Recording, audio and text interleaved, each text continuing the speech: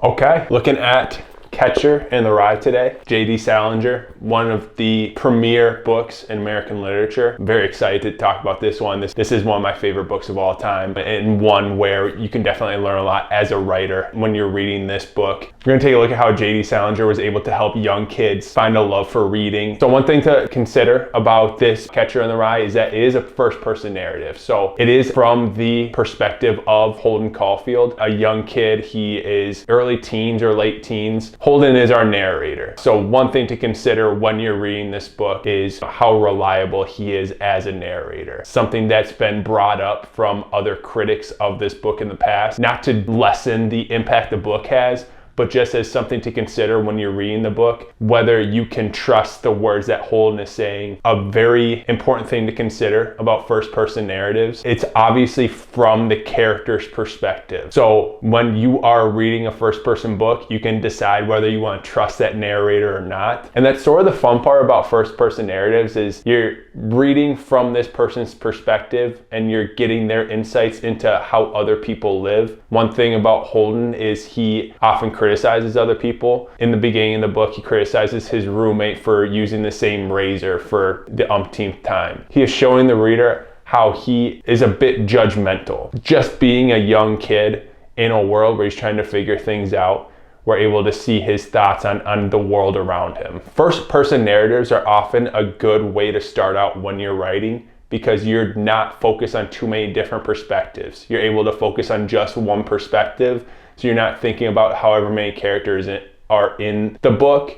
You're just thinking about that main character, what they're thinking, how they see the world. Okay, so another thing that Salinger does really well in this book, and what a lot of writers do well, and something that is definitely repeated ad nauseum from writing books, from seminars, from any sort of writing advice that you're ever going to hear, he shows and he doesn't tell. We're just looking at the thoughts from Holden's perspective. One thing that we notice off the bat, he sees the world from a negative light. He doesn't think good of anything besides maybe his sister, and we're shown how he is annoyed by his classmate. He thinks everything is phony around him. Eventually he goes to jazz clubs and talks about artists and how they're phony, and talks about his brother who's writing screenplays out in California and how he's a phony too.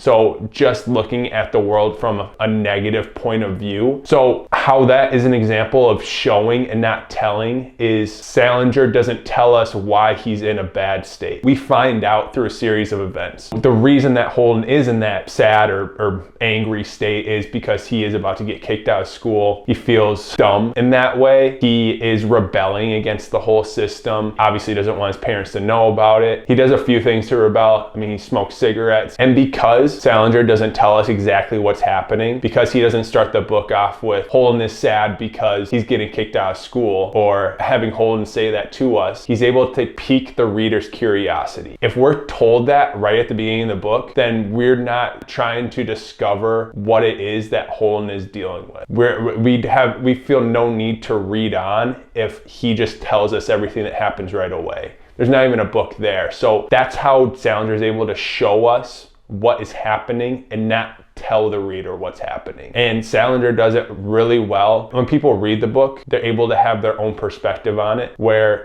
some books or some movies, some stories in general, there's one way to look at it. A lot of action movies are made that way, but great movies, great works of art, leave it up to the reader, leave it up to the viewer to form their own perspective on that work, so that they're not feeling like they're being told what to think. Another thing that J.D. Salinger really has going for him is his own style of writing. He is able to crawl into the mind of an adolescent boy and show their perspective so well, even though he himself is not, 13 years old. Norma Mailer, another great writer, said that Salinger was the best writer at depicting the mind of an adolescent boy. That is what is able to help him connect with young readers. And again, Salinger's style comes from years of writing. It wasn't the case where he just wrote one book and it had that sort of style right off the bat. It came from years and years of writing. He himself was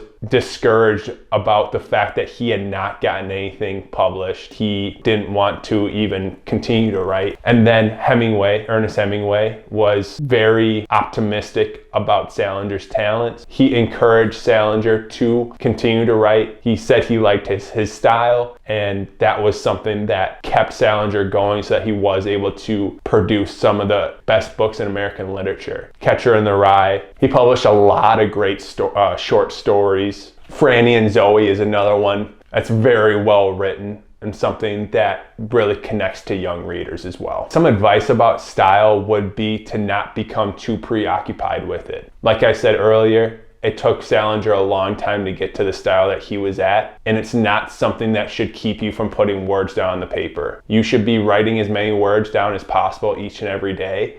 At a certain point, there will be a style that's there. From writing and editing over and over and over again, you kind of see which parts of your writing you enjoy reading, and then you cut out the parts that you don't like. You're conditioning yourself to writing the better parts over time. And it only comes from writing and editing for a while. Some other tips on finding a style would be to come up with a few authors that you really especially like. Like, I'm reading a book by Jonathan Franzen right now. He was a big fan of David Foster Wallace, and you can definitely see that in his writing. Quentin Tarantino was a big fan of Elmore Leonard, and you can see that in the way he writes his screenplays and how he makes his movies, and the list goes on and on. Writers help each other out, and so you can learn from them without ever having to speak a word to them, just by reading their books. Another thing that Salinger just does so well is keep the reader engaged. I've read Catcher in the Rye a few times, and it is one of those books where it's tough to put down. Salinger is great at keeping his audience engaged. He is able to keep people engaged because of his ability to write. It is something that he has worked on. He is able to input interesting characters. These characters are definitely well developed. They're characters that we all know. You know, the history teacher that he goes and visits, his, annoying little sister Fanny. And then there's,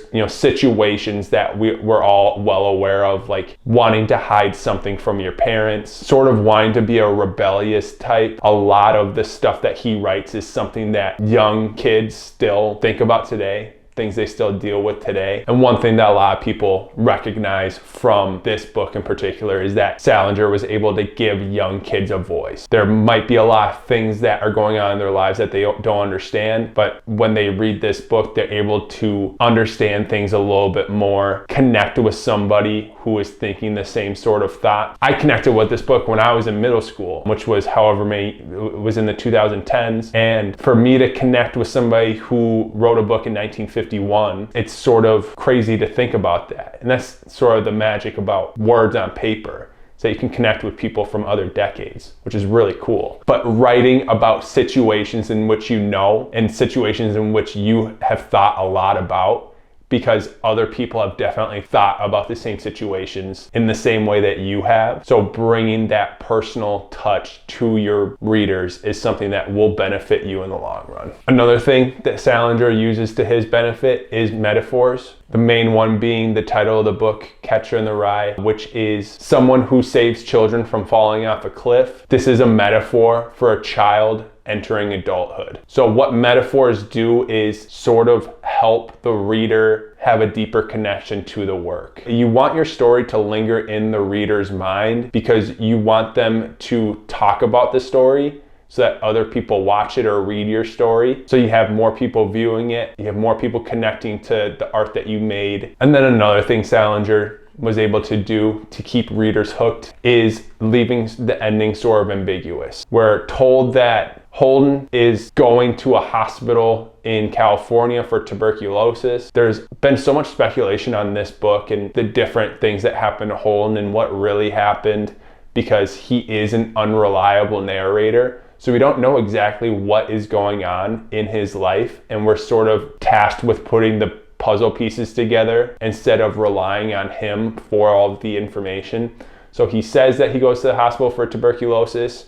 There's been speculation that he really committed suicide and was in a mental institution. Buying books is a business. These things that Salinger was able to do, sort of leaving ambiguity in the book, having an unreliable narrator, connecting with youthful readers. So the biggest marketing tool that Salinger was able to use was word of mouth. So people talking about the book, speculating on the different things that happened in the book and what really happened. That's something that modern writers can still have in their toolbox as well. An example of this that you can take a look at is the book Where the Crawdads Sing. It was published back in 2018.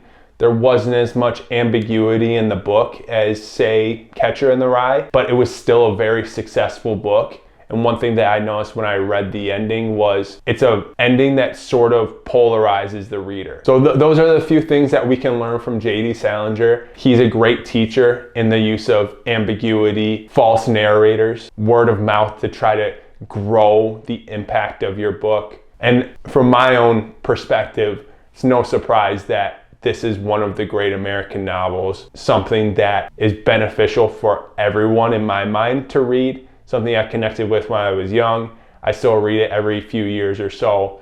It's just such a great book, and I always enjoy reading it. That's one of the few books that I really laugh out loud when I'm reading it. There's so much to learn from a writer like that. From my perspective, the world would just be a little bit dimmer if I had never read Catcher in the Rye. And he's an inspiration that can help people understand the effect that their books can have on other people.